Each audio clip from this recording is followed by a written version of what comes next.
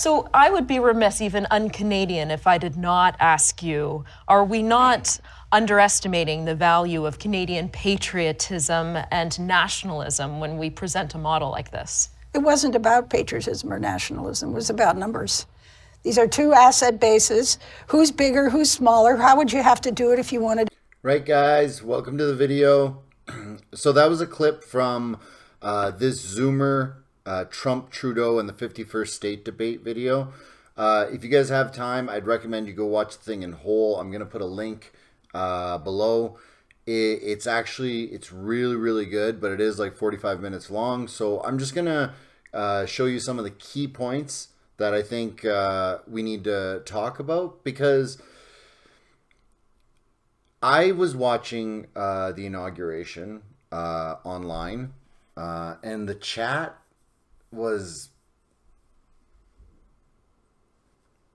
crap. Like, it was just crap. It was like a whole bunch of Canadians being like, come take us, come save us, Trump. Like, we want to be the 51st state. Like, and I think it's probably good to understand,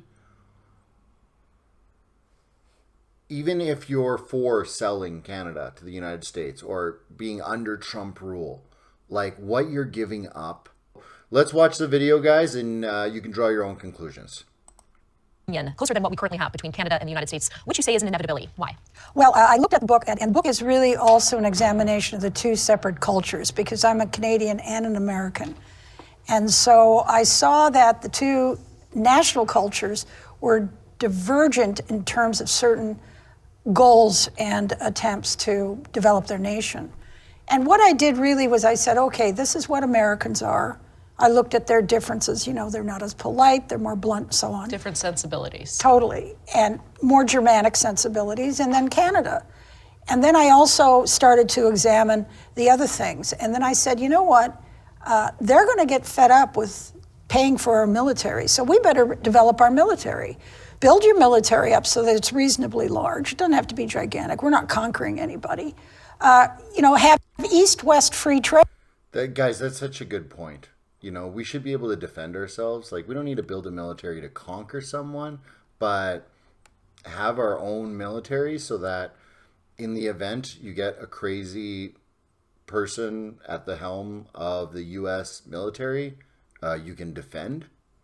Trade, so that we can develop our own industries amongst ourselves and not just go north-south all the time and become dependent. And then develop the North and the Arctic and our resources. And did we do any of those things? Absolutely not.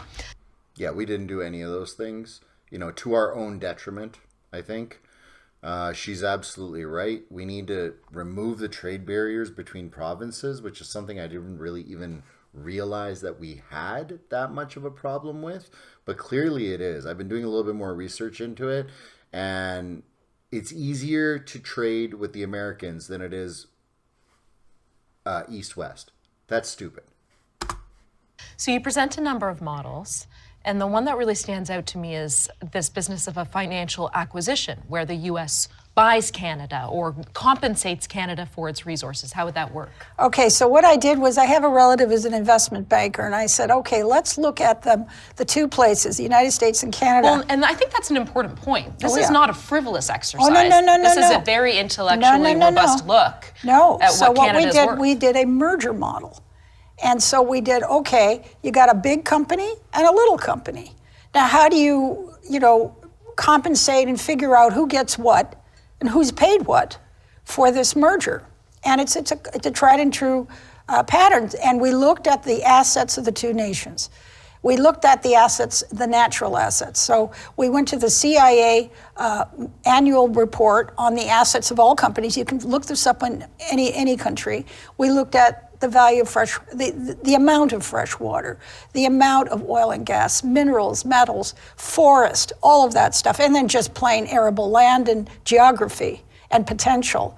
And we added up what they were worth, and we added up what Canada was worth, and we were worth $17 trillion more than the United States.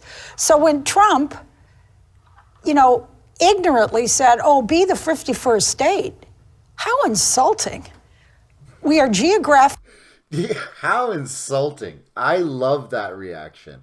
How insulting. That should be the reaction from more Canadians. Not this, what we saw during the inauguration. Oh, come get us. Come get us, Daddy.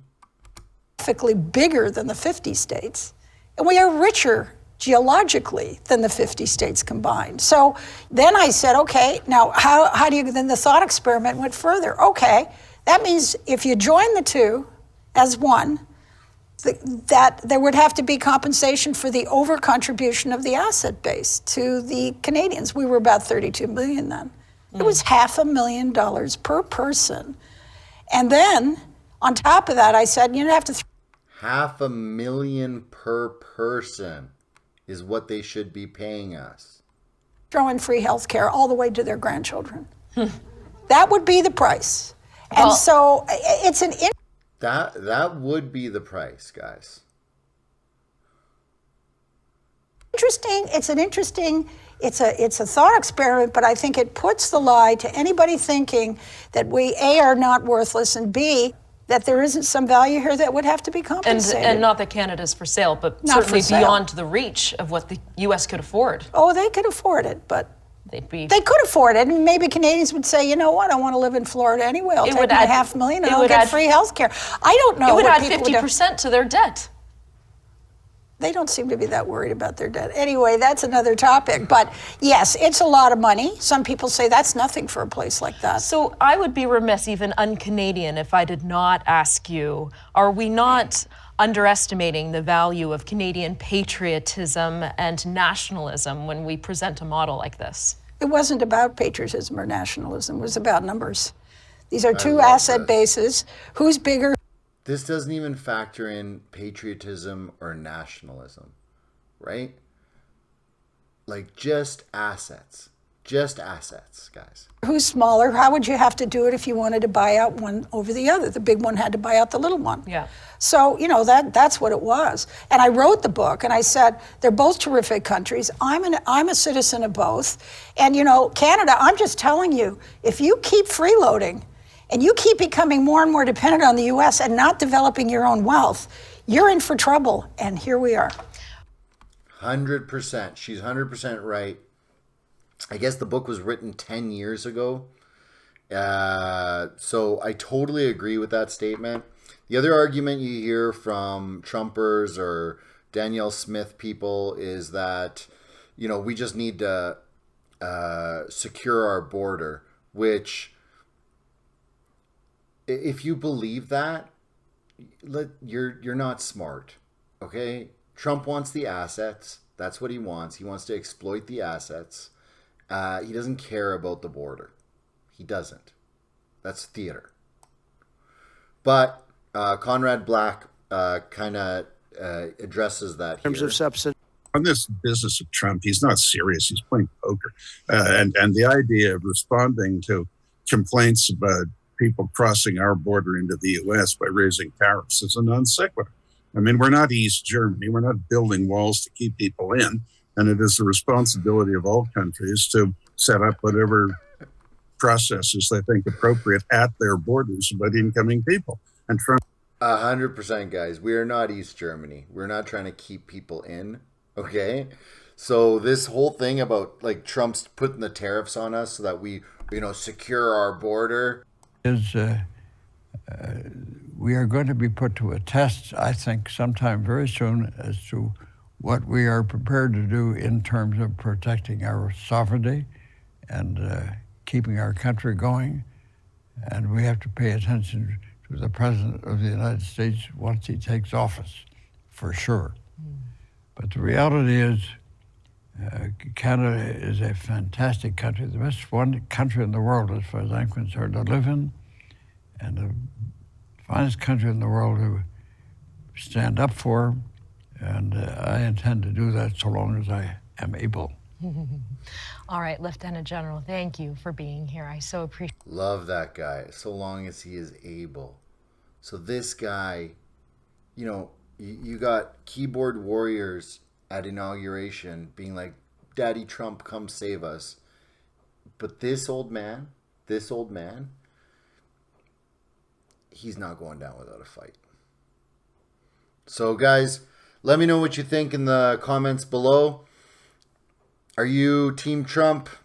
Team Canada? Where do you stand?